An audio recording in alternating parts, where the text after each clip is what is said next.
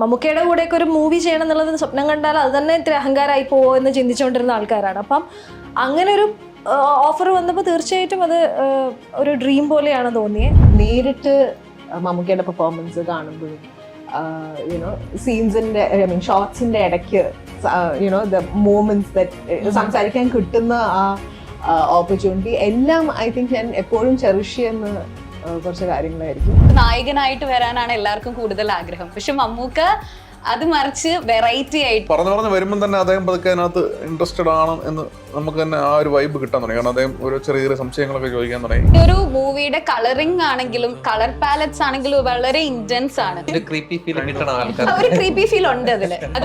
Intentionally ഇട്ടതാണ്. ഭയങ്കര ഹോണ്ടണം നല്ല ഒരു സൈലൻസ് ഉണ്ട്. ന്യൂ ഡയറക്ടർ ആണ്. അപ്പൊ എങ്ങനെ ഉണ്ടായിരുന്നു ആക്ച്വലി എനിക്ക് വളരെ കംഫർട്ടബിൾ ആയിരുന്നു.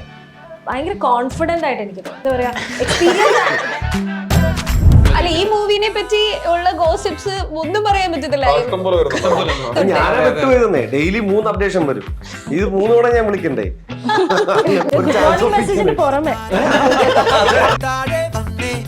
മനസ്സിലാക്കാണല്ലോ ഒരുപാട് പേർക്ക് ഹായ് ഗുഡ് മോർണിംഗ് ആണല്ലേ? ചില വ്യക്തികൾക്ക് അയക്കാറുണ്ടോ? നമ്മള് രാവിലെ എണീക്കുമ്പോ തന്നെ അയാളെ ഓർക്കുന്നുണ്ടെങ്കിൽ ആള് ഭയങ്കര സ്പെഷ്യൽ ആയിരിക്കും. ഓ അയ്യോ, പക്ഷെ നല്ല സ്വഭാവം.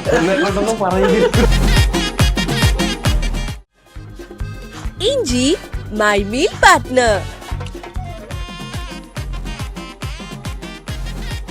Welcome to milestone makers presents അങ്ങനെ പറ. ഞാൻ ബിൽറ്റ ആൻഡ് ഇന്ന് നമ്മുടെ കൂടെ ഉള്ളത് നമ്മൾ ഒരുപാട് നാളായിട്ട് വെയിറ്റ് ചെയ്തിരിക്കുന്ന കളം കാവൽ മൂവി ടീമാണ്. എല്ലാവർക്കും നമസ്കാരം, വെൽക്കം ടു ദ ഷോ. കളം കാവൽ മൂവി വിശേഷങ്ങൾ പങ്കുവെക്കാനാണ് ഇപ്പൊ എല്ലാവരും ഇരിക്കുന്നത്. ഫസ്റ്റ് ഓഫ് ഓൾ, ഈ ഒരു ട്രെയിലർ ഉണ്ടല്ലോ, ഞാൻ നേരത്തെ പറഞ്ഞ പോലെ തന്നെ എല്ലാവരും ഒരുപാട് നാളായിട്ട് വെയിറ്റ് ചെയ്തിരിക്കുകയാണ് ഈ ഒരു മൂവിക്ക് വേണ്ടിയിട്ട്. ഈ ഒരു ട്രെയിലർ ആക്ച്വലി സാധാരണ ട്രെയിലറിൽ നമുക്ക് കുറച്ചൊക്കെ മനസ്സിലാവും ഇതിന്റെ ഒരു ഹിന്റ് എന്താണ്, എന്ത് പറ്റി ഒന്നും മനസ്സിലാവും. ഞാൻ പറഞ്ഞു തന്നത് കുറച്ചൊക്കെ റിവീലിംഗ് ആയിട്ട് ചെയ്യാറുണ്ട് ട്രെയിലർ. പക്ഷെ ഈ ഒരു ട്രെയിലറിൽ നമ്മൾ തന്നെ നമുക്ക് ഒരുപാട് അതിൽ എങ്ങനെ വേണമെങ്കിലും ചിന്തിക്കാം. ഈ ഒരു ട്രെയിലർ കണ്ടപ്പോൾ അത് ആക്ച്വലി ഒരു നല്ല പോയിന്റ് ആയിട്ടാണ് ഞാൻ പറഞ്ഞത്. തീരെ റിവീലിംഗ് അല്ലാതെ ബട്ട് നിങ്ങളുടെ ഉള്ളിൽ എന്തെങ്കിലുമൊക്കെ വേണം, നിങ്ങൾ ഏത് രീതിയിൽ വേണമെങ്കിലും ചിന്തിക്കണം എന്നുള്ള രീതിയിലാണ് ആ ട്രെയിലർ ഉണ്ടാക്കുന്നത് തന്നെ. അപ്പൊ ആ ഒരു ഇന്റൻഷനിൽ തന്നെയാണോ ഇത് ഇറക്കിയത്?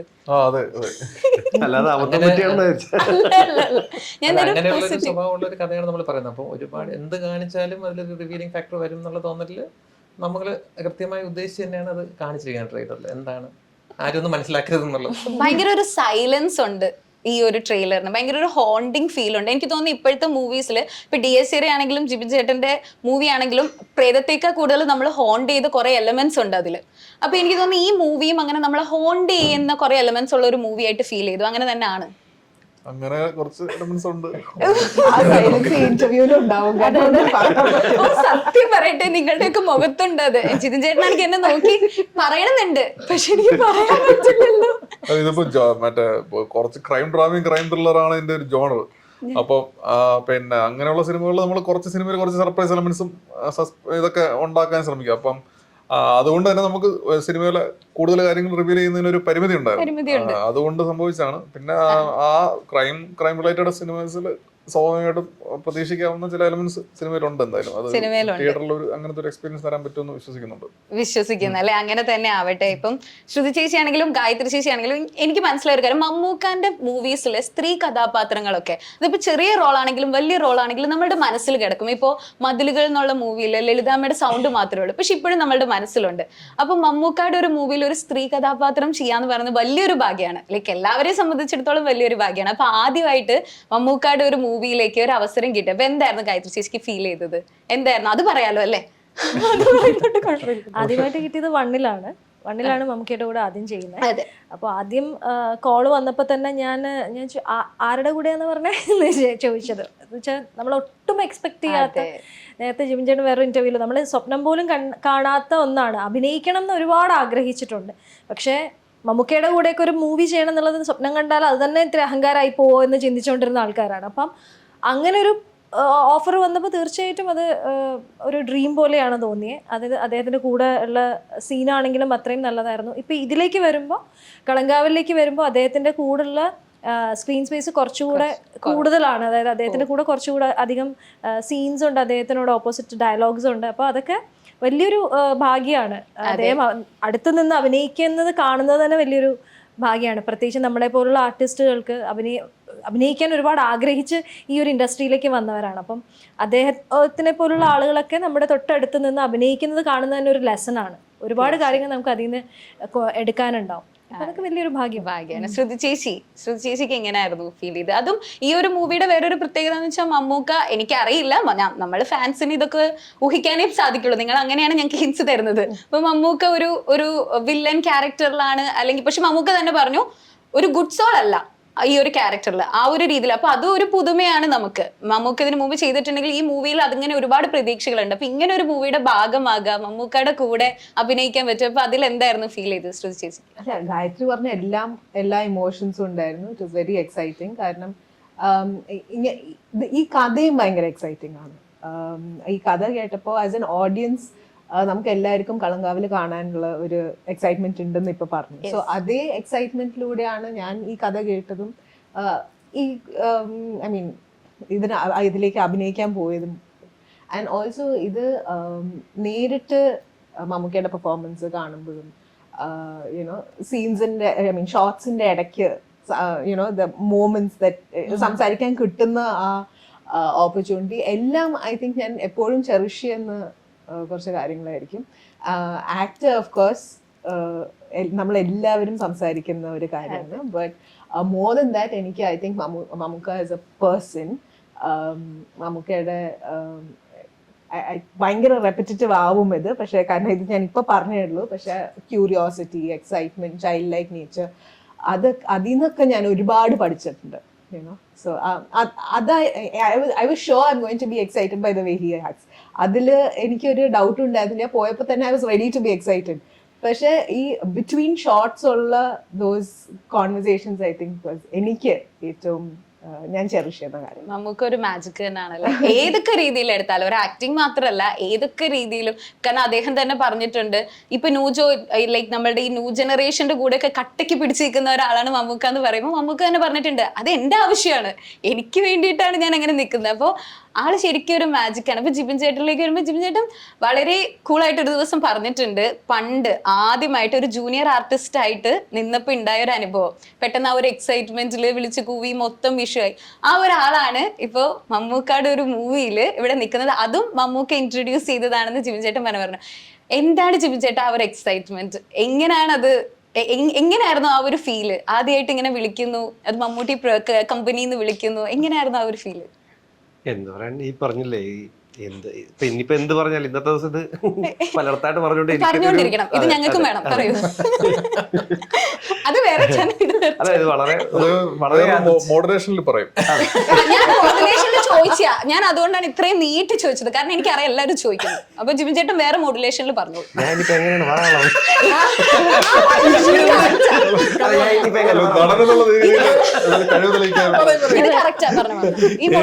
അതല്ല, വളരെ യാദൃച്ഛികമായിട്ട് നമ്മളൊരു പ്രതീക്ഷ ഈ ഒരു പടത്തില് നമുക്കൊരു ചാൻസ് കിട്ടുമല്ലോ അങ്ങനെയൊന്നും അറിവില്ലാതെ നിൽക്കുമ്പോൾ ആണ് ഒരു ഇങ്ങനെ കമ്പനിയിൽ നിന്ന് വിളി വരുന്നത്. അത് ഇങ്ങനെ ഒരു ക്യാരക്ടറാണ് അല്ലെങ്കിൽ ഒരു പടത്തിലെ ഒരു പ്രധാന വേഷമാണെന്നുള്ളൊരു ധാരണ ഇല്ലായിരുന്നു.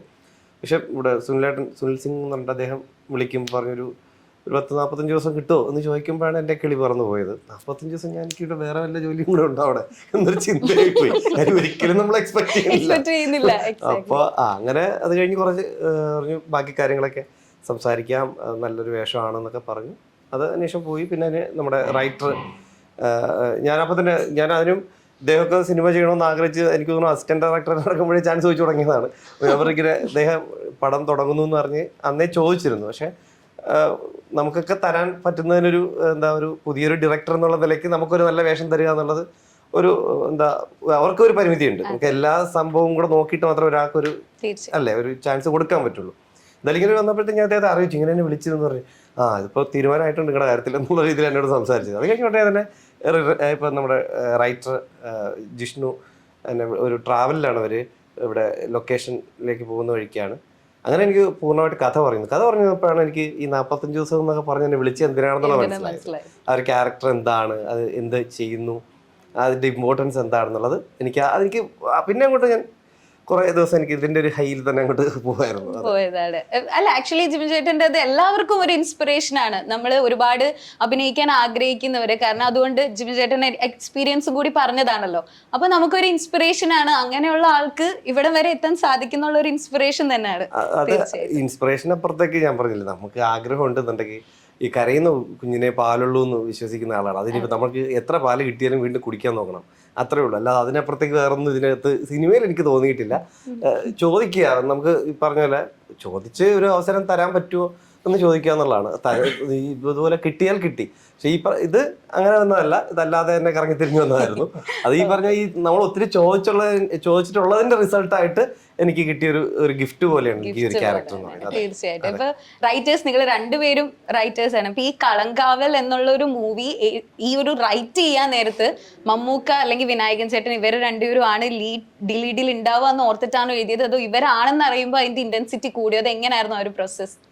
അല്ല, എഴുതി തുടങ്ങുന്ന സാഹചര്യത്തിൽ മമ്മൂക്ക അഫ്കോഴ്സ് ഉണ്ടായിരുന്നു. പക്ഷെ നമുക്ക് ചിന്തിക്കാൻ പറ്റുന്നതിന് മുകളിലാണ് മമ്മൂക്ക നിൽക്കുന്നത്. അപ്പം നമുക്ക് മമ്മൂക്കയിലേക്ക് എത്തുക എന്നുള്ളത് ഒട്ടും നമുക്ക് പ്രാക്ടിക്കലി ചിന്തിക്കാൻ പറ്റില്ല. പക്ഷേ എഴുതി തുടങ്ങിയപ്പോഴത്തേക്കും മമ്മൂക്ക ഉണ്ടായിരുന്നു. പിന്നെ അതിനുശേഷം ഇത് കംപ്ലീറ്റ് ചെയ്ത് രാജുവേട്ടനിലേക്ക് എത്തി. രാജുവേട്ടൻ ത്രൂ ആൻഡ്രു ചേട്ടൻ വഴി മമ്മൂക്കയിലെത്തുന്നു. പിന്നെ ബാക്കിയെല്ലാം വളരെ എന്താ പറയുക, ഈ ലോകം മൊത്തം ഗൂഢാലോചന ചെയ്യുന്നൊക്കെ പറയില്ലേ സാഹിത്യത്തിൽ, അതുപോലെ നമുക്ക് നടന്നതാണ് ശരിക്കും. അത് ഇപ്പോഴും ആലോചിക്കുമ്പോൾ വല്ലാത്തൊരു യാത്രയാണത് കളങ്കാവിൽ സംഭവിച്ചത്. മമ്മൂക്ക ഒരു ഘട്ടം കഴിഞ്ഞപ്പോൾ മമ്മൂക്കയിലോട്ട് എത്തിയാൽ അദ്ദേഹത്തിന് ഇഷ്ടപ്പെടാൻ സാധ്യതയുണ്ടെന്നൊക്കെ ഒരു കോൺഫിഡൻസ് തോന്നിയായിരുന്നു. പിന്നെ ചില ക്യാരക്ടർ ട്രേറ്റ്സ് എടുത്ത് വന്നപ്പോഴത്തേനും അത് മമ്മൂക്ക ചെയ്താൽ നന്നായിരിക്കും അങ്ങനെയുള്ള തോട്ടും വന്നു. അത് ഇതിപ്പോ മറ്റേ ഡെബ്യൂ ഡയറക്ടേഴ്സിന് ഇവിടെ മലയാളത്തിലുള്ള ഒരുമാതിരിപ്പെട്ടവർക്കൊക്കെ അങ്ങനെ ഒരു ആഗ്രഹം തോന്നുന്ന ഒരു റിയാലിറ്റിയാണ്. മീൻസ് നമുക്ക് അങ്ങനെ കേട്ടിട്ടുള്ള ഒരുപാട് പേരുണ്ട്. കാരണം നമുക്ക് ഒരു എക്സൈറ്റിംഗ് ഫേസിൽ കൂടിയാണ് ഇപ്പം പോകുന്നത്. കഴിഞ്ഞ അദ്ദേഹത്തിന്റെ ഒരു 6-7 പടം നമുക്ക് ലാസ്റ്റ് എടുത്ത മമ്മൂട്ടി കമ്പനിയുടെ എല്ലാ പടങ്ങളും എടുത്ത് നോക്കിയാലും നമുക്ക് അതിലൊക്കെ ഒരു പുതുമ കാണാൻ സാധിക്കും. അപ്പൊ നമുക്കൊരു കോൺഫിഡൻസ് ആയി, നമുക്കൊരു സാധ്യത കാണും എന്നുള്ളത്. പക്ഷെ ഈ റൈറ്റ് ചെയ്യുമ്പോ അപ്പൊ മമ്മൂക്കയുടെ അടുത്ത് ഒന്നും സംസാരിച്ചിട്ടില്ല, ഒന്നുമില്ല, അപ്പോഴും ഒരു കോൺഫിഡൻസ് ഉണ്ടായിരുന്നു. പക്ഷെ അദ്ദേഹത്തിനോട് പിന്നെ അദ്ദേഹത്തിലേക്ക് നമുക്ക് എത്താൻ പറ്റും എന്നൊരു ബോധ്യം പിന്നെ വന്നു കഴിഞ്ഞപ്പോൾ നമ്മൾ റീറൈറ്റ് പരിപാടി ആ രീതിയിലോട്ട് മാറ്റിയായിരുന്നു. അദ്ദേഹം ചെയ്താൽ എങ്ങനെ ഇരിക്കും എന്നുള്ളതിന് നമുക്ക് തോന്നുന്ന രീതിയിൽ പിന്നെ ആ ഒരു സാധനത്തിൽ തന്നെ ഒന്ന് റീറൈറ്റ് പരിപാടി ചെയ്തായിരുന്നു. മൊത്തത്തിലൊന്ന് ഭയങ്കരമായ സ്ട്രക്ചറിലൊന്നും ചെയ്തില്ലെങ്കിൽ ക്യാരക്ടറൈസേഷനിലും ബേസിക് മാനറിസംസിലൊക്കെ ആ ഒരു രീതിയിൽ ചില പരിപാടികൾ ചെയ്തായിരുന്നു. പിന്നെ നമ്മൾ നേരത്തെ പറഞ്ഞ പോലെ മമ്മൂക്ക ഒരു മാജിക് തന്നെയാണ്. കാരണം സാധാരണ ഇത്രയും നടന്മാരായിട്ട് ഇടാനാണ് അല്ലെങ്കിൽ ഒരു നായകനായിട്ട് വരാനാണ് എല്ലാവർക്കും കൂടുതൽ ആഗ്രഹം. പക്ഷെ മമ്മൂക്ക അത് മറിച്ച് വെറൈറ്റി ആയിട്ട് വില്ലൻ ആണെങ്കിൽ വില്ലൻ ആയിക്കോട്ടെ, മമ്മൂക്കയ്ക്ക് എന്തൊക്കെ സാധിക്കുമോ അതൊക്കെ ചെയ്യാൻ വേണ്ടിയിട്ട് ആഗ്രഹിക്കുന്ന ഒരു വ്യക്തിയും കൂടിയാണ്. അതൊന്നും നമ്മൾ നേരത്തെ പറഞ്ഞത് മാജിക് എന്നുള്ളത്. അപ്പൊ ഇങ്ങനെ ഒരു ക്യാരക്ടർ കൊണ്ടുവന്നപ്പോൾ മമ്മൂക്കന്റെ റെസ്പോൺസ് എന്തായിരുന്നു? അത് പിന്നെ അദ്ദേഹത്തിന്റെ വീട്ടിൽ പോയാണ് ഇങ്ങനെ പറഞ്ഞത്. അപ്പം ഇതുപോലെ 1-2 പേരുടെ പിന്നെ റെക്കമെൻഡേഷൻസ് കണ്ട് ഇഷ്ടപ്പെട്ടു എന്നുള്ള വാക്കുകൾ അദ്ദേഹത്തിന്റെ അടുത്തോട്ട് എത്തുകയും അദ്ദേഹത്തിന് ഏറെക്കുറെ അതിനെപ്പറ്റി ഒരു ധാരണ ഉണ്ടായിരുന്നു. അപ്പൊ അദ്ദേഹം ഒരു ഫുൾ സ്ക്രീൻ പ്ലേ തന്നെ പറയാനുള്ള ഒരു സ്പേസും പിന്നെ പ്രൊവൈഡ് തന്നായിരുന്നു. അപ്പൊ അങ്ങനെ പറഞ്ഞു വരുമ്പോൾ തന്നെ അദ്ദേഹം പതുക്കെ അതിനകത്ത് ഇൻട്രസ്റ്റഡ് ആണ് എന്ന് നമുക്ക് തന്നെ ആ ഒരു വൈബ് കിട്ടാൻ തുടങ്ങി. കാരണം അദ്ദേഹം ഒരു ചെറിയ സംശയങ്ങളൊക്കെ ചോദിക്കാൻ തുടങ്ങി. കുറച്ച് നോൺ ലീനിയർ സ്ട്രക്ചറിലൊക്കെയാണ് പോകുന്നത്. അതുകൊണ്ട് തന്നെ ചെറിയ കണക്ഷൻസിനെ പറ്റിയൊക്കെ അദ്ദേഹം ചോദിക്കുന്നുണ്ടായിരുന്നു. അപ്പം തന്നെ ഒരു കൈൻഡ് ഓഫ് ഇൻട്രസ്റ്റഡ് ആണെന്നൊരു തോട്ട്സ് നമുക്ക് തന്നെ വരാൻ തുടങ്ങി. അങ്ങനെ പതുക്കെ അത് കഴിഞ്ഞപ്പോഴത്തേനും നമുക്കും അദ്ദേഹം പറയാതെ തന്നെ മനസ്സിലായി. ഇപ്പൊ എനിക്കറിയാം നിങ്ങൾക്ക് ആരുടെയും ക്യാരക്ടേഴ്സിനെ പറ്റി ഒന്നും റിവീൽ ചെയ്യാൻ പറ്റുന്നില്ലെന്ന്. പക്ഷെ ആസ് എ ഫാൻ അല്ലെങ്കിൽ ഞങ്ങൾ കുറച്ച് ഫാൻസിന്റെ ഒരു ഡിസ്കഷൻ ബേസിൽ മമ്മൂക്ക എന്ന് പറയുന്ന ആൾ ഇപ്പൊ ഞാൻ നേരത്തെ പറഞ്ഞ പോലെ കുറെ വെറൈറ്റി ക്യാരക്ടേഴ്സ് ചെയ്യുന്ന ഒരാളാണ്. ഇപ്പോൾ ഒരു നായകൻ അല്ലെങ്കിൽ ഒരു നടൻ എന്നുള്ള രീതിയിൽ മറ്റ് നടന്മാരായിട്ട് കോമ്പീറ്റ് ചെയ്യുന്നതിനേക്കാൾ കൂടുതൽ നമ്മൾ അഭിനയിച്ച സിനിമയിൽ തന്നെ ആ ഒരു അഭിനയത്തിനെയാണ് കോമ്പീറ്റ് ചെയ്യേണ്ടത് എന്നുള്ളത് ഒരു ഡിസ്കഷനാണ്. അപ്പോൾ എല്ലാവരും പറയുന്നുണ്ട് ബ്രഹ്മയുഗത്തിൽ മമ്മൂക്ക ചെയ്ത ക്യാരക്ടർ ആയിട്ടാണ് കളങ്കാവലിൽ മമ്മൂക്ക കോമ്പീറ്റ് ചെയ്യുന്നതെന്ന്. അതിനൊരു ആൻസർ നിങ്ങൾക്ക് തരാൻ പറ്റുമോ? അങ്ങനെ ഡെലിബറേറ്റ് ആയിട്ട് അദ്ദേഹം ഏതെങ്കിലും കഥാപാത്രം മുന്നേ ചെയ്തതായിട്ട് ഒരു കോമ്പറ്റീഷൻ എന്നൊരു തോട്ട് ഒരിക്കലും നമുക്ക് പോയിട്ടില്ല, അദ്ദേഹത്തിന് പോയിട്ടുണ്ടെന്ന് തോന്നുന്നില്ലേ. പർട്ടിക്കുലർ ഈ സിനിമയിൽ ഇത് ഡിമാൻഡ് ചെയ്യുന്ന ഒരു കഥാപാത്രമുണ്ട്. ആ കഥാപാത്രത്തിന് അതിൻ്റെതായ ഒരു പ്രത്യേകതകളുണ്ട്. അതെങ്ങനെ ബെറ്റർ ആക്കി ചെയ്യാം എന്നൊരു തോട്ട് മാത്രമേ അദ്ദേഹത്തിനും ഉണ്ടായിട്ടുണ്ടെന്ന് ഞാൻ വിശ്വസിക്കുന്നു. നമ്മളും അങ്ങനെ ചിന്തിച്ചിട്ടുള്ളൂ. വേറെ ഒരു സിനിമയായിട്ട് ഏതെങ്കിലും രീതിയിൽ നമുക്ക് അങ്ങനെ കഥാപാത്രങ്ങളോ പെർഫോമൻസിനെ അങ്ങനെ കമ്പയർ ചെയ്യാൻ പറ്റുമെന്ന് ഞാൻ വിശ്വസിക്കുന്നു.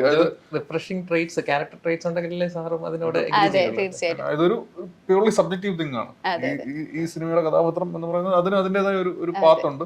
അതെങ്ങനെ ഇപ്പൊ അവാർഡ്സ് കിട്ടുമോ, പെർഫോമൻസ് മറ്റേതിനേക്കാളും ബെറ്റർ ആകുമോ എന്നൊക്കെ ഉള്ളത് ഭയങ്കര സബ്ജക്റ്റീവ് ആയിട്ടുള്ള കാര്യങ്ങളാണ്. ഇതിനകത്ത് അത് എനിക്ക് തോന്നുന്നു റൈറ്റേഴ്സിനൊക്കെ കുറച്ചുകൂടെ ആ ഒരു തോട്ട് പ്രോസസ് നടക്കും. ആസ് ആൻ ആക്ടർ എനിക്ക് തോന്നുന്നില്ല ഒരു ക്യാരക്ടറിനെ വെച്ചിട്ട് അത് കമ്പയർ ചെയ്ത് ആ ഒരു പ്രോസസ് ഒരു ആക്ടറിന്റെ ഉള്ളിൽ നടക്കുന്നില്ല. നമുക്ക് വേറെ ഓപ്ഷൻ ഒരു കാര്യമുണ്ട്, ഇപ്പൊ കാണുന്ന ആൾ പ്രേക്ഷകരെ സംബന്ധിച്ച് ഈ ചർച്ച ഞങ്ങൾക്ക് വേറെ ഓപ്ഷൻ ഇല്ല.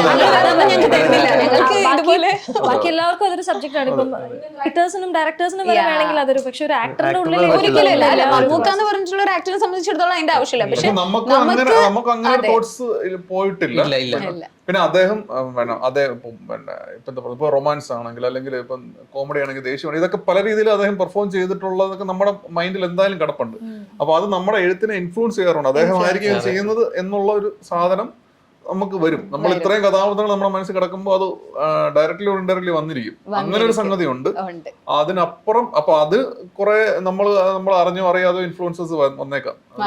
അതല്ലാതെ മുന്നിന് മുകളിൽ നിൽക്കണം അങ്ങനെ ഒരു തോട്ട് വന്നിട്ടില്ല. പിന്നെ നമ്മൾ ഈ സിനിമ ഇതായിരിക്കുന്ന അവസ്ഥയിൽ അതിനെ എങ്ങനെ അതിന്റെ ഒരു എവല്യൂഷനെ എങ്ങനെ പോസിറ്റീവായിട്ട് എൻഹാൻസ് ചെയ്ത് കൊണ്ടുപോകാം എന്നൊരു തോട്ട് മാത്രമേ. അതെ, ഈ ഒരു മൂവിയുടെ കളറിംഗ് ആണെങ്കിലും കളർ പാലറ്റ്സ് ആണെങ്കിലും വളരെ ഇന്റൻസ് ആണ്. ഒരു റെഡ് ബ്ലാക്ക് തീം. ഇപ്പോ ഒരു സോങ് ഇറങ്ങിയിട്ടുണ്ട് നീലാക്കായും. ആ ഒരു സോങ് വരെ നമ്മളുടെ ഒരു 90s 80s ആ ഒരു വൈബാണ് ഉദ്ദേശിച്ചിരിക്കുന്നത്. അതൊരു റൊമാൻറ്റിക് സോങ് ആയിട്ടാണെന്നല്ല, പക്ഷെ അതിലും ഒരു ഹോണ്ടിങ് ഫീൽ ഉണ്ട്. അതങ്ങനെ ഹോണ്ടഡ് ആവാൻ വേണ്ടിയിട്ട് ഒരു ക്രീപ്പി ഫീൽ ഉണ്ട് അതിന്. ഇന്റൻഷനലി ഇട്ടതാണ്. ലൈക് നമ്മൾ ആളുകള് ഫുള്ളി ഇങ്ങനെ ഹോണ്ടഡ് ആയിട്ട് ഇരിക്കണം ഇറങ്ങുന്നത്.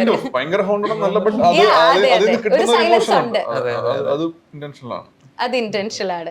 അതുപോലെ തന്നെ ഈ മൂവിയിലേക്ക് വരുമ്പോൾ ഓഫ് കോഴ്സ് വിനായകൻ ചേട്ടന്റെ കാര്യം പറയാതിരിക്കാൻ പറ്റില്ല അല്ലേ? വിനായകൻ ചേട്ടൻ ശരിക്കും എങ്ങനെയാണ് സെറ്റില്? ഇഞ്ചി മൈ മീൽ പാർട്ട്ണർ. അദ്ദേഹം ഭയങ്കര പ്രൊഫഷണൽ ആയിട്ടുള്ള ഒരു ആക്ടറാണ്. അപ്പം പിന്നെ ഈ കഥാപാത്രം എന്താണെന്നും ഒക്കെ കൃത്യമായിട്ട് മനസ്സിലാക്കി അതിന് ആ കഥാപാത്രത്തിന്റെ ഒരു കൈൻഡ് ഓഫ് മാനസൻസും പരിപാടികൾ എന്തായിരിക്കണമെന്ന് കൃത്യമായിട്ട് ഒരു ഡിസൈനിങ് നടത്തിയിട്ടാണ് വന്നിരിക്കുന്നത്. പിന്നെ പർട്ടിക്കുലർ സീൻസിൽ പോലും ജിം ജെറിനൊക്കെ കറക്റ്റ് ആയിട്ട് അറിയാൻ പറ്റും. കാരണം ഒരുപാട് മിക്കവാറും സീൻസിലൊക്കെ ഇവർ ഒരുമിച്ചായിരുന്നു. അപ്പം ഈ ഷൂട്ട് തുടങ്ങുന്നതിന് മുമ്പ് തന്നെ വന്നിരുന്നിട്ട് അദ്ദേഹം അതിന്റെ ഒരു ഡൈനാമിക്സ് എങ്ങനെയാണെന്ന് ഒരുപാട് തവണ ചർച്ച ചെയ്യാറുണ്ട്. ഇവരെ എല്ലാവരും ഇൻക്ലൂഡ് ചെയ്യുന്ന രീതി അതെനിക്കും ഒരുപാട് ഇഷ്ടപ്പെട്ട ഒരു പരിപാടിയാണ്. അപ്പൊ ഒരുപാട് ഗീവ് ആൻഡ് ടേക്ക് പ്രോസസ് അതിനകത്ത് നടക്കും. ഡയലോഗ്സ് നമുക്കിപ്പോ എഴുതിയൊരു ഫോം ഉണ്ടെങ്കിൽ പോലും നമുക്ക് അവിടെ ഷോട്ടിൽ എന്ത് പറയണം, അതിന് എന്തെങ്കിലും മാറ്റം വരുത്തണോ അല്ലെങ്കിൽ ഇങ്ങനെ പറഞ്ഞാൽ മതിയോ എന്നുള്ള രീതിയിൽ കൃത്യമായിട്ടും ഞങ്ങളവിടെ ഒരുമിച്ചിരുന്നാണ് പ്ലാൻ ചെയ്യുന്നത്. അത് മാത്രമല്ല ഈ ഇത്രയും നാൾ കണ്ട ഒരു വിനായകൻ ചേട്ടൻ്റെ ഒരു ഫോമിലല്ല, അതുകൊണ്ടാണ് അത് കൂടുതൽ അതിനെ ട്രൈ ചെയ്തിട്ടുള്ളത്. അത് ആ ഒരു പുതുമ കൊണ്ടുവരാനായിട്ട് മാക്സിമം ഭയങ്കര കോപ്പറേറ്റ് ചെയ്ത് ഭയങ്കര ഗംഭീരമായിട്ട് ചെയ്തിട്ടുണ്ട്. അല്ല, വിനായകൻ ചേട്ടൻ ഇപ്പോഴും, കാരണം ഈ അടുത്തിറങ്ങിയ ഒരു വീഡിയോയില് വിനായകൻ ചേട്ടൻ പറയുന്നുണ്ടായിരുന്നു, അതിൽ ഇന്റർവ്യൂവർ ചോദിക്കുന്നുണ്ട്, ഒരു ഫിലിം ഇറങ്ങിക്കഴിഞ്ഞാൽ പിന്നെ വിനായകൻ ചേട്ടന് സൊസൈറ്റിയിൽ അങ്ങനെ കാണാറില്ല. അപ്പൊ ആളത് വളരെ ഓപ്പൺ ആയിട്ട് റോ ആയിട്ട് പറയുന്നുണ്ട് ദാറ്റ് എനിക്ക് ആഗ്രഹം ഇല്ലാഞ്ഞിട്ടല്ല, എനിക്ക് പിന്നെ സംസാരിക്കാൻ എനിക്ക് അറിയത്തില്ല. അത് ആക്ച്വലി ഒരുപാട് പേർക്ക് കണക്ട് ആയിട്ടുള്ള ഒരു സ്റ്റേറ്റ്മെന്റ് ആണ്. അപ്പോൾ ആ ഒരു സ്റ്റേറ്റ്മെന്റോട് കൂടി വിനായകൻ ചേട്ടനുള്ള respect actually as an audience അല്ലെങ്കിൽ ഒരു ഫാൻ എന്ന രീതിയിൽ ശരിക്കും കൂടി. അതുകൊണ്ടാണ് ഞാൻ ശരിക്കും വിനായകൻ ചേട്ടൻ, നിങ്ങൾക്ക് ഉണ്ടായിരുന്നോ കോമ്പിനേഷൻ സീൻ ഉണ്ടായിരുന്നോ? ഇല്ലായിരുന്നു. അപ്പൊ വിനായകൻ ചേട്ടനോട് ശരിക്കും അങ്ങനെ ഒരു റെസ്പെക്ട് കൂടി തോന്നി. അപ്പൊ ഈ ഒരു മൂവിയിലും ആള് എനിക്ക് തോന്നി ഇത്രയും നാളും ജിബി ചേട്ടൻ പറഞ്ഞ പോലെ ഇത്രയും നാളും കാണാത്ത ഒരു ക്യാരക്ടർ ആയിരിക്കും അല്ലേ? കുറെ മാനറിസംസ് പുതുതായിട്ടുണ്ട് പുള്ളിയുടേതായിട്ട്, നല്ല കുറെ പരിപാടികൾ, ഭയങ്കര മോഡുലേഷൻ മാത്രമല്ല ഒരു ക്യാരക്ടറിന് ഒരു ഫസ്റ്റ് ടു എൻഡ് പുള്ളി കൊണ്ടുപോയേക്കുന്ന ഒരു പാത്ത് ഉണ്ട്. അതൊക്കെ ഭയങ്കര രസകരമായിട്ട്, അങ്ങനെയൊന്നും ഞാൻ ഇതുവരെ മുന്നേ കണ്ടിട്ടില്ല. പുള്ളി ഒരു ഗംഭീര ആക്ടറാണ്. പുള്ളി ചെയ്തിട്ടുള്ളതെല്ലാം ഒരു ടൈപ്പ്, അങ്ങനെ ഒരു ടൈപ്പ് അതിൽ നിന്ന് മാറി ഭയങ്കരമായിട്ടൊരു ലൈൻ വരച്ച് അതീ കൂടെ ഇങ്ങനെ പോയിട്ട്. അതെ അതെ.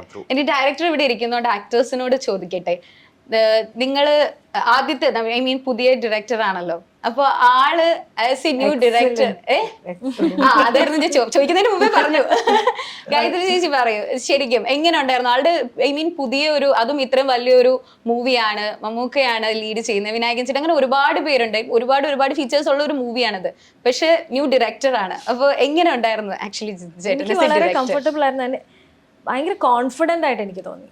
It was very confident and ഭയങ്കര ക്ലിയർ ആയിരുന്നു എന്താണ് ചെയ്യുന്നത്, എന്താണ് നമ്മുടെ അടുത്തുനിന്ന് വേണ്ടതെന്നുള്ളതിന് ഭയങ്കര ക്ലാരിറ്റി ഉണ്ടായിരുന്നു. ആൻഡ് ന്യൂ ഡയറക്ടറിനൊന്നും നമുക്ക് വർക്ക് ചെയ്യുമ്പം, കാരണം ഓൾറെഡി എക്സ്പീരിയൻസ്ഡ് ആണ്, അസിസ്റ്റൻ്റ് ആയിട്ടും റൈറ്റർ ആയിട്ടും ഒക്കെ. അപ്പം ഞാൻ പറഞ്ഞ പോലെ വളരെ കോൺഫിഡൻ്റ് ആയിരുന്നു ഞാൻ വർക്ക് ചെയ്യാൻ വരുന്ന സമയത്ത്. പിന്നെ വളരെ കംഫർട്ടബിൾ ആയിട്ട് ചെയ്യാൻ പറ്റി. പിന്നെ നമുക്ക് നമ്മുടെ സജഷൻസ് നമുക്ക് പറയാനുള്ളൊരു സ്പേസ് ഉണ്ടായിരുന്നു. അതൊക്കെയാണ് എനിക്ക് തോന്നിയത്. എനിക്ക് ഭയങ്കര എന്താ പറയാ എക്സ്പീരിയൻസ് ഞങ്ങളുടെ വീഡിയോ ഇടുമ്പോ ആ കട്ട ഞാനത് കണ്ടില്ല. എന്തായിരുന്നു നല്ല എനിക്ക് കിട്ടിയിട്ടുണ്ട്. ആയിട്ടില്ല, ഗായത്രി ചേച്ചി വരെ എത്തിയിട്ടുള്ളൂ, ഇനി എല്ലാവരും ചോദിക്കുന്നുണ്ട്. അതെ, വളരെ കംഫർട്ടബിൾ ആണ്. ശ്രുചേച്ചി പറയും. അല്ല, സെയിം. എനിക്ക് ഡെബ്യൂ ഡയറക്ടർ ആയിട്ടൊന്നും ഫീൽ ചെയ്തിട്ടില്ല. Very confident, very patient director ആയിട്ട് തോന്നിയിട്ടുണ്ട്. ഞാൻ വെരി കാമാണ് കേട്ടോ. കാമാണ്, ചീത്തയൊന്നും വഴക്കൊന്നും പറയത്തില്ല. ഇല്ല, അതെനിക്കറിയില്ല. എനിക്കറിയില്ല, സോറി, എനിക്ക് വഴക്കൊന്നും പറയാൻ അറിയില്ല. ഞങ്ങളാണോ പറയേണ്ടതെന്ന് അറിയില്ല. എനിക്ക് ആകെ 2 ദിവസം ഉണ്ടായിരുന്നുള്ളൂ. ആ 2 ദിവസത്തെ കാര്യമാണ്. അതാണ് ഞങ്ങൾക്ക് വളരെ ലിമിറ്റഡ് ആണ്. എനിക്ക് 4 days, എനിക്കായിരുന്നു കുറച്ച് കൂടുതൽ ഡേയ്സ് ഉണ്ടായിരുന്നു തോന്നുന്നു.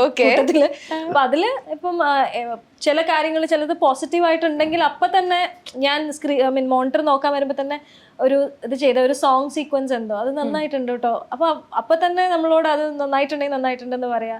അതൊക്കെ ആസ് ആൻ ആക്ടർ നമുക്ക് ഭയങ്കര ഒരു കോൺഫിഡൻസ് ആയിരുന്ന കാര്യമാണ്. വളരെ ഇല്ല, ഐ തിങ്ക് ഇങ്ങനത്തെ ഒരു ഇത് ജോക്സ് അപ്പാർട്ടാണ്. ബട്ട് ഇങ്ങനത്തെ ഒരു സിനിമയിൽ ടു ഹോൾഡ് ഫോർട്ട് അത് ഈസി ആയിട്ടുള്ള കാര്യമായിട്ട് എനിക്ക് തോന്നിയിട്ടില്ല. പക്ഷെ അങ്ങനെ വളരെ കൂൾ ആൻഡ് കാം ആയിട്ട് ഹോൾഡ് ചെയ്ത് ആ സ്പേസ് ഹോൾഡ് ചെയ്ത ഒരു ഡയറക്ടറായിട്ട് അതാണ് ആസ് ആൻ ആക്ടർ എനിക്ക് ഏറ്റവും ഇമ്പോർട്ടൻ്റ് ആയിട്ടുള്ള കാര്യം. To have a cool director, calm cool director on set is luxury. എനിക്ക് തോന്നുന്നു, അല്ലെങ്കിൽ നമ്മൾക്ക് കോൺഫിഡൻസ് കുറച്ചുകൂടി കൂടുന്നത് ഒരു ഡയറക്ടറിനെ. എനിക്ക് തോന്നുന്നു ജിഷ്ണു, നിങ്ങൾ നേരത്തെ അപ്പൊ എനിക്ക് എന്തായാലും ചോദിക്കണം. അപ്പൊ പറയൂ, ഇപ്പഴേ തലയിലൊക്കെ കൈ വെക്കുന്നു. അങ്ങനെയല്ല, ഞങ്ങള് കോളേജ് കാലഘട്ടം തൊട്ട് ഒരുമിച്ച് ഒരുമിച്ചായിരുന്നു ചെയ്തിരുന്നത്. പിന്നെ ആ സമയം തൊട്ടേ നമുക്ക് സിനിമ നമ്മുടെ സ്വപ്നമാണ്. അപ്പൊ നമുക്ക് എങ്ങനെയെങ്കിലും ഇവിടെ എത്തിപ്പെടണം, അങ്ങനെയുള്ള ആഗ്രഹങ്ങൾ നമുക്കുണ്ടായിരുന്നു. അപ്പൊ അതിൻ്റെതായ സമയം എടുത്തു എന്നുള്ളതല്ലാണ്ട് പിന്നെ എനിക്ക് അവനെ അറിയാം, 18 വർഷമായിട്ട് നമുക്ക് അറിയാം എന്നുള്ളതാണ് അങ്ങോട്ടും ഇങ്ങോട്ടും. അപ്പൊ ഈ പറയുന്ന കാര്യങ്ങളൊക്കെ ആലോചിക്കേണ്ടിയിരിക്കുന്നു. പക്ഷെ ഈ ഒരു സക്സസ് ജേർണിയിൽ അത് ഭയങ്കര രസമുള്ള കാര്യമല്ലേ? അല്ലല്ല, അവൻ അത്യാവശ്യം കൂളാണ് ആക്ച്വലി. അങ്ങനെ ഒരുപാട് ടെൻഷനൊന്നും ഉള്ളിലേക്ക് എടുക്കാതെ വളരെ രസകരമായി ജീവിതവും തൊഴിലും കൊണ്ടുപോകാൻ ആഗ്രഹിക്കുന്ന ഒരു വ്യക്തിത്വം. ഒരു റീൽ ഉണ്ടായിരുന്നല്ലോ, എന്തോ റിലീസിന്റെ മുമ്പ് ഡയറക്ടർ എന്തോ ക്രിക്കറ്റ് കളിച്ചോണ്ടിരിക്കുന്നു പോസ്റ്റ് പ്രൊഡക്ഷൻ ടൈമിൽ. ഒരു സന്തോഷം അത് കഴിഞ്ഞിട്ടുള്ള എന്റെ ചുമ്മാ കളിച്ചാണ്. ഞാൻ ഓരോ ഓവറിൽ 6 6 അടിച്ചു. അത് റിയലായിട്ട് എടുത്തില്ല. പല രീതിയിലായിരുന്നു, എല്ലാ 6 അടിച്ചു. അയ്യോ, ബാറ്റ് മിനറൽ വാട്ടറിന്റെ ബോട്ടിൽ. അടിപൊളി. അല്ല, അന്ന് ചുമ്മാ ഇരുന്ന് നമ്മളിങ്ങനെ സംസാരിച്ചോണ്ടിരുന്നപ്പോഴത്തേക്ക് ആ ഒരു മൊമെന്റിൽ എന്തോ നടന്നു. അസോസിയേറ്റ് എടുത്ത് വീഡിയോ എടുത്ത് ഇൻസ്റ്റാഗ്രാം ഇട്ടാ നമ്മൾ അറിയില്ല. Okay, nice. അതൊക്കെ ഒരു മൊമെന്റ്സ് ആണല്ലോ അല്ലെ, ഇത് കഴിയുമ്പോഴും നമുക്ക് ഓർക്കാനുള്ള മൊമെന്റ്സ് ആണല്ലോ.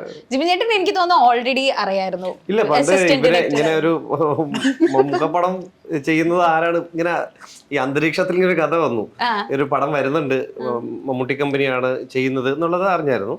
അപ്പൊ എനിക്കിത് അറിയില്ല, ഇത് ആരാ, ഇത് ഏതാ ടീം എന്നറിയില്ല. ഇപ്പൊ നമ്മൾ അന്വേഷിച്ചു പിടിച്ച് കിടക്കാണല്ലോ. ഞാൻ എൻ്റെ ഒരു മഹേഷ് ഗോപാൽ എന്ന് പറഞ്ഞൊരു സുഹൃത്തുണ്ട്. അപ്പൊ ഞാൻ പറഞ്ഞു, ഇങ്ങനെ ഏതോ ഒരു ജിതിനാണ് ചെയ്യുന്നത്, പുള്ളി കുറിപ്പിന്റെ റൈറ്ററാണ്, പുള്ളിയുടെ നമ്പറും എല്ലാം കിട്ടും. അപ്പോൾ എനിക്കറിയാം എന്ന് പറഞ്ഞു. അങ്ങനെയാണ് ഞാൻ ആദ്യമായിട്ട് നമ്പർ വാങ്ങിച്ചിട്ട് ഇദ്ദേഹത്തെ വിളിച്ചിട്ട് പറഞ്ഞു, മെയ് 4 ഷൂട്ട് തുടങ്ങുകയാണല്ലേ ഏട്ടാ, എന്തെങ്കിലും ഒരു പരിപാടി കിട്ടുമോ? പറഞ്ഞു, ഞാൻ അറിഞ്ഞില്ല കേട്ടോ. ഞാൻ പറഞ്ഞു, ഞാൻ ഇപ്പൊ വായിച്ചതേ ഉള്ളൂ. ഇതാണ് ഞാൻ ആദ്യമായിട്ട് പുള്ളിയോട് സംസാരിക്കുന്നത്. എനിക്കപ്പം പുള്ളി തന്നെ അറിയാം, കണ്ടിട്ടുണ്ട്. ഷോർട്ട് ഫിലിംസ് അങ്ങനെ അറിയാന്നുള്ളതാണ്. അപ്പോൾ പിന്നെ ഇങ്ങനെ വിളിച്ച് ഓരോ അപ്ഡേഷൻ ഞാൻ അങ്ങോട്ട് കൊടുക്കും. അപ്പോൾ പറയും ഇല്ല ഞാനിത് അറിഞ്ഞിട്ടില്ല. ഓരോ നിമിഷവും പുള്ളിയോട് ഞാൻ കൊടുക്കുമ്പോഴാണ് പറയുന്നത് ഇല്ല ഞാൻ ഈ ഡേറ്റ് അറിഞ്ഞിട്ടില്ല. അപ്പൊ ഞാനിങ്ങനെ പറഞ്ഞു ശരി അറിഞ്ഞിട്ടില്ലെങ്കിൽ പിന്നെ വിചാരിച്ചിട്ട് നമ്മൾ ഒഴിവാക്കാനുള്ള പരിപാടിയായിരിക്കും. പിന്നെ ഈ പുള്ളി മാത്രം എന്താ ഇത് അറിയാത്തത്? നാട്ടുകാർക്ക് മൊത്തം അറിയാം. ഓൺലൈൻ മീഡിയ അതായത് കുറെ സ്പെക്കുലേഷൻസ് വരുമല്ലോ ഇപ്പൊ ഷൂട്ടിന്റെ തുടങ്ങാൻ. അത് കറക്റ്റ് ആയിരിക്കൂല, എവിടെ നിന്നെങ്കിലൊക്കെ വരുന്നതാണ്. പിന്നെ ആള് ജോയിൻ ചെയ്തു, ഇന്ന ആളെ അപ്രോച്ച് ചെയ്തു എന്നുള്ള അല്ല ഈ മൂവിനെ പറ്റി ഉള്ള ഗോസിപ്സ് ഒന്നും പറയാൻ പറ്റത്തില്ല. ഇഷ്ടം പോലെ വരുന്നു. നിങ്ങൾക്ക് അതിന് മറുപടി കൊടുത്ത് തന്നെ കുറെ സമയം പോയി കാണല്ലേ കാസ്റ്റിംഗ്. ഞാനെ വിട്ടുപോയതേ ഡെയിലി 3 അപ്ഡേഷൻ വരും. ഇത് 3 തവണ ഞാൻ വിളിക്കണ്ടേ? മെസ്സേജിന് പുറമെ good morning good morning good നൈറ്റിന് പകരം ഇതും കൂടെ നമ്മൾ വായിക്കണം. എല്ലാം കൂടെ ഞാൻ ഒറ്റയ്ക്ക് ചെയ്യണ്ട. എന്ത് ചെയ്യാൻ ഇത് കഷ്ടം മനസ്സിലാക്കാണല്ലോ ഇത് ഒരുപാട് പേർക്ക് ഹായ് ഗുഡ് മോർണിംഗ് ആണല്ലേ. അതൊരു സ്നേഹം. നമ്മള് ചില വ്യക്തികൾക്ക് അയക്കാറുണ്ടോ? ഓക്കെ പക്ഷേ ഉണ്ടല്ലോ ചേച്ചേട്ടാ ആണല്ലേ. പക്ഷെ നമ്മള് രാവിലെ എണീക്കുമ്പോ തന്നെ അയാളെ ഓർക്കുന്നുണ്ടെങ്കിൽ ആള് ഭയങ്കര സ്പെഷ്യൽ ആയിരിക്കും. അതുപോലെ ഓ അയ്യോ എന്നാ പിന്നെ കുഴപ്പമില്ല. പക്ഷെ നല്ല സ്വഭാവം അത്. പറയുന്നത് കേട്ടോ സ്വഭാവം അതെ കുഴപ്പമില്ല. ഇതൊന്നും അല്ല കേട്ടോ. ആണല്ലേ. അയ്യോ ഇതിന്റെ ഉള്ളിലൊക്കെ വേറെയാണ്. കുറച്ച് എനിക്ക് മനസ്സിലായി. ആദ്യം തന്നെ ഭയങ്കര സീരിയസ് ആയിട്ടൊക്കെ ഞാൻ പറഞ്ഞില്ലേ നമുക്ക് ഇത്രയും ഓപ്പൺ ആയിട്ട് ഇങ്ങനെ സംസാരിക്കാൻ പറ്റണമെങ്കിൽ എങ്ങനെയായിരിക്കും ഒരു ബോണ്ടിങ് മനസ്സിലാവുന്നത്. പക്ഷെ ഇവരുടെ ഉള്ളിൽ ഇത്തരം പരിപാടികളാണ്. പുറമെ ചിരിയും ഈ അകത്ത് ഇമാതിരി കഥകളാണ്. അല്ല ഞാൻ ചോദിച്ചു അപ്പൊ ഈ സെറ്റിലൊക്കെ ഇത്ര ഇന്റൻസ് റോൾസ് ഒക്കെ ആയിരിക്കുമല്ലോ എല്ലാരും ചെയ്യുന്നത് അല്ലേ ഈ ഒരു മൂവിയുടെ ഒരു വൈബ് വെച്ചിട്ട്. അപ്പൊ ഈ സെറ്റിലൊക്കെ ഇവര് ഭയങ്കര സീരിയസ് ആയിട്ട് നിന്നാലല്ലേ നിങ്ങൾക്ക് ആ ഒരു വർക്ക് ആവുള്ളൂ? അതോ അല്ല സീരിയസ് ആയിട്ട് നിൽക്കണമെന്നാണ് ആഗ്രഹം. പക്ഷെ നമ്മൾ ട്രൈ ചെയ്തെങ്കിലും വളരെ വളരെ ഭീകരമായ സീനുകളൊക്കെ എടുത്തു കഴിഞ്ഞാൽ അടുത്ത മൊമെന്റിൽ അങ്ങോട്ടും ഇങ്ങോട്ടും ഈ ആക്കിക്കൊണ്ടുള്ള പരിപാടികളാണ്. ആ മൊമെന്റിൽ കഴിയും. അത് കഴിഞ്ഞാൽ അടുത്ത ഷോട്ടില് വീണ്ടും ആ ഒരു സ്വഭാവത്തിലേക്ക് കയറുള്ളൂ. അത് കഴിഞ്ഞാൽ ഭയങ്കര ചില്ലാണ് രണ്ടുപേരും. അല്ലെങ്കിൽ പുള്ളിക്ക് വിഷമാവും പുള്ളിയെ പറഞ്ഞു. സീരിയസ്ലി ഇവര് ഭയങ്കര നൻപൻസ് ആണ്. നിങ്ങൾ ഫീൽ ചെയ്തോ അങ്ങനെ? ഞാൻ 2 ദിവസം ഉണ്ടായിരുന്നു.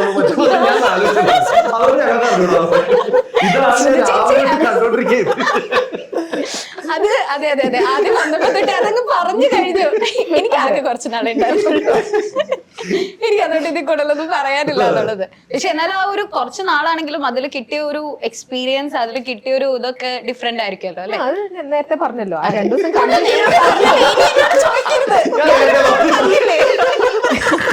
ഈ സിനിമയെ കുറിച്ച് ചോദ്യങ്ങളില്ല. അതെ അതെ.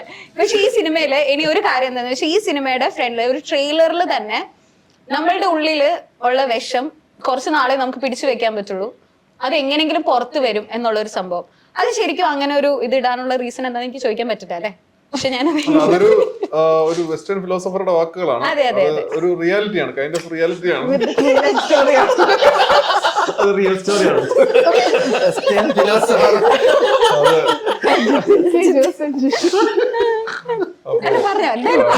അദ്ദേഹം പറയുന്നത് the venom beneath can be suppressed for hour എന്ന് പറയാം. ഏതെങ്കിലും ഒരു ദിവസം നമ്മുടെ ഉള്ളില് പുറത്ത് വന്നേ പറ്റും.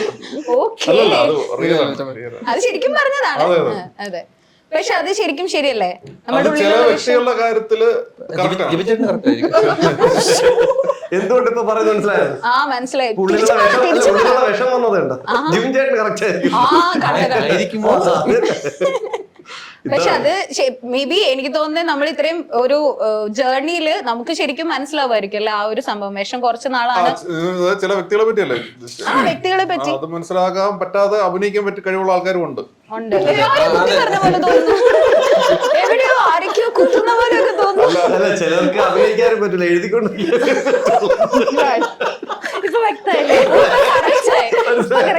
ഞാനതിങ്ങനെ ചോദിക്കാൻ ഇങ്ങനെ ഉള്ളിൽ വെച്ചിരിക്കാം. ഇപ്പൊ ശരിയായി പറ്റിയിട്ടുള്ളത്. ഓക്കെ സോ കളങ്കാവൽ മൂവി നമ്മൾ എല്ലാരും വെയിറ്റ് ചെയ്തതുപോലെ December 5th ഇറങ്ങാൻ പോവാണ്. ഞങ്ങൾ ഇപ്പോഴും ഓരോ ഡിസ്കഷനിലാണ്. ഫാൻസ് എല്ലാ കോമന്റ്സും നിങ്ങൾക്ക് നോക്കി അറിയായിരിക്കും എങ്ങനത്തെ രീതിയിലാണ് ആളുകൾ ഇതിനെ പിക്ചറൈസ് ചെയ്യുന്നതെന്നുള്ളത്. സോ പ്രേക്ഷകരോട് എന്താണ് പറയാനുള്ളത്? ഈ കളങ്കാവൽ മൂവി കാണാൻ പോകുന്ന പ്രേക്ഷകരോട് എന്താണ് പറയാനുള്ളത്? അപ്പൊ ഈ ഒരു ഇന്റർവ്യൂവിന്റെ ഒരു മൂഡായിരിക്കില്ല സിനിമ. സീരിയസ് ആയിട്ട് കാണും. ഞാൻ നേരത്തെ പറഞ്ഞ പോലെ silent ക്രൈം ഡ്രാമയുടെയും ക്രൈം ത്രില്ലറിന്റെയും ഒരു സ്വഭാവമുള്ള ഒരു സിനിമയാണ്. അപ്പൊ അത് അങ്ങനത്തെ ജോണറിലുള്ള സിനിമയിൽ നമുക്ക് പ്രതീക്ഷിക്കാൻ പറ്റുന്ന തരത്തിലുള്ള കുറച്ച് കഥാപാത്രങ്ങളുടെ പെർഫോമൻസുകളും ഒക്കെ എന്ന് പറഞ്ഞാൽ കുറച്ചൊരു നോൺ ലീനിയർ സ്ട്രക്ചറിലൊക്കെ ഫോളോ ചെയ്ത് പോകുന്ന തരത്തിലുള്ള ഒരു സിനിമയാണ്. പിന്നെ നമ്മുടെ ടെക്നിക്കൽ സൈഡ്സിലാണ് മ്യൂസിക് ആണെങ്കിലും പിന്നെ മുജീബിന്റെ നല്ല ഒരു വർക്ക് ഇതിനകത്തുണ്ടെന്ന്.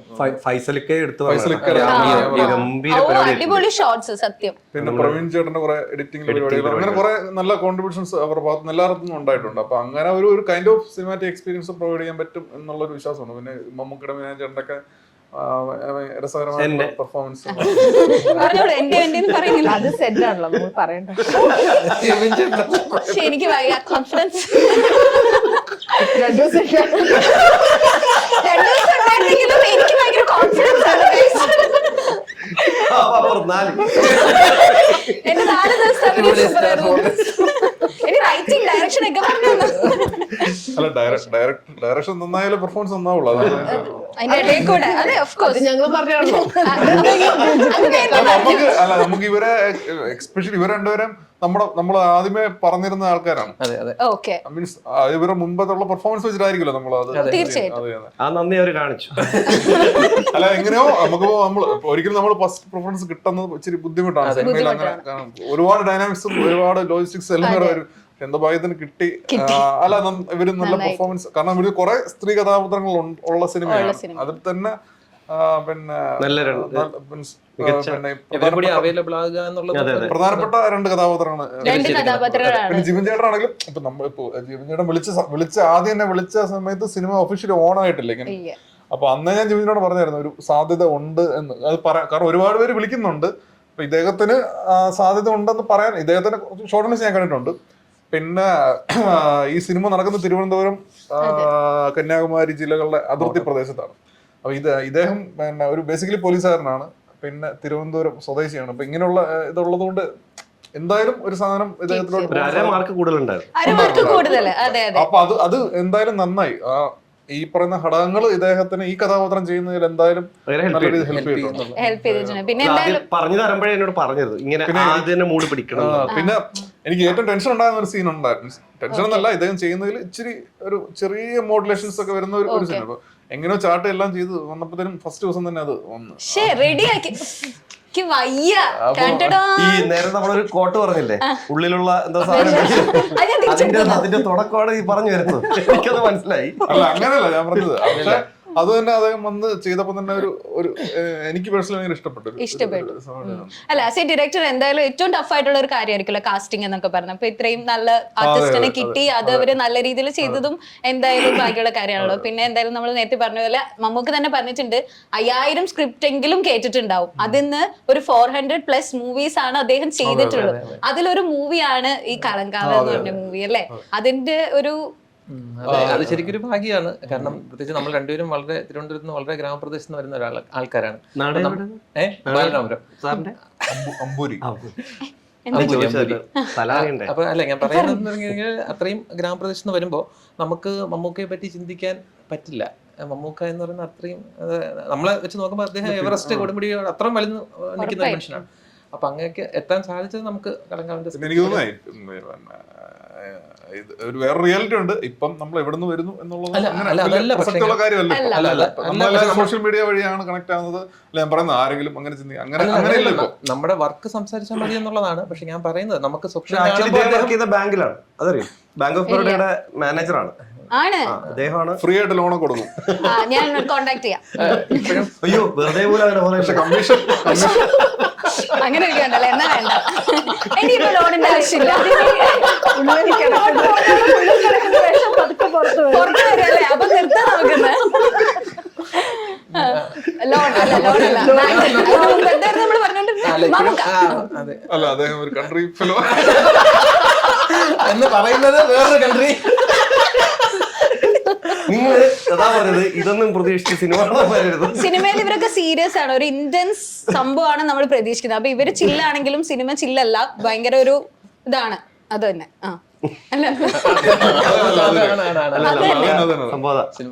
പക്ഷെ ഞാൻ പറഞ്ഞ പോലെ ഭയങ്കരമായിട്ട് എല്ലാവർക്കും ഒരു ഇൻസ്പിറേഷൻ തന്നെ തരണമാണ്. കാരണം ഫസ്റ്റ് ഡയറക്ടർ ആണെങ്കിലും മമ്മൂക്കയുടെ പടം വെച്ച് ചെയ്യാന്ന് പറയുന്നത് നമ്മളിപ്പോ ഒരു സാധനം ചെയ്തുകൊണ്ടിരിക്കുമ്പോൾ നമുക്കൊരു ആത്മവിശ്വാസം തോന്നി. ഇതിപ്പോ അദ്ദേഹത്തിന്റെ അടുത്തോട്ട് പോയാലും അദ്ദേഹത്തിന് ഇഷ്ടപ്പെടാം. പക്ഷെ അത് പിന്നെ കറക്റ്റ് ആവണമെന്നൊരു നിർബന്ധമില്ല. അതാണ് അദ്ദേഹം പറഞ്ഞു. ഇപ്പൊ ഇദ്ദേഹം പറഞ്ഞ 4000-5000 സ്ക്രിപ്റ്റ്സ് വന്നിട്ടുണ്ടെങ്കിൽ വന്നവരെല്ലാവരും ആ ഒരു ആത്മവിശ്വാസത്തിൽ വന്നവരായിരിക്കും. അപ്പൊ അതേ ആത്മവിശ്വാസം അദ്ദേഹത്തിലോട്ടും കൂടെ എത്തുമ്പോഴാണ് അദ്ദേഹം തിരിച്ചു കാണിക്കുമ്പോഴേ നമുക്ക് തോന്നിയ അതിന്റെ സിമിലർ ആയിട്ടുള്ള ഒരു കോൺഫിഡൻസ് അദ്ദേഹത്തിനും കൂടെ തോന്നുമ്പോഴാണ് അദ്ദേഹം അത് ചെയ്യാൻ തീരുമാനിക്കുന്നത്. അപ്പൊ അങ്ങനെ ഒരു ഭാഗ്യം മമ്മൂട്ടി കമ്പനിയുടെ പ്രൊഡക്ഷനിൽ ചെയ്യാൻ സാധിക്കുക എന്ന് പറയുന്നത് അതും എക്സ്ട്രാ സ്പെഷ്യൽ ആയിരിക്കും. അതെ, പിന്നെ ആള് തന്നെ പറയുന്നുണ്ട് ഡയറക്ടറിന് എന്താണോ വേണ്ടത് അത് നമ്മൾ കൊടുത്തോണ്ടേ ഇരിക്കണം എന്നുള്ളത്. ഇത്രയും സീനിയർ ആയിട്ടുള്ള ഒരാൾ ഇപ്പോഴും അങ്ങനെ ചിന്തിക്കുന്നുണ്ടെങ്കിൽ ദാറ്റ്സ് മാജിക് അല്ലേ? ഓക്കെ, അപ്പൊ ഒരുപാട് സന്തോഷം. എന്തായാലും കളങ്കാവൽ മൂവി വലിയ ഹിറ്റ് ആവട്ടെ. ഒരുപാട് സന്തോഷം. Thank you so much.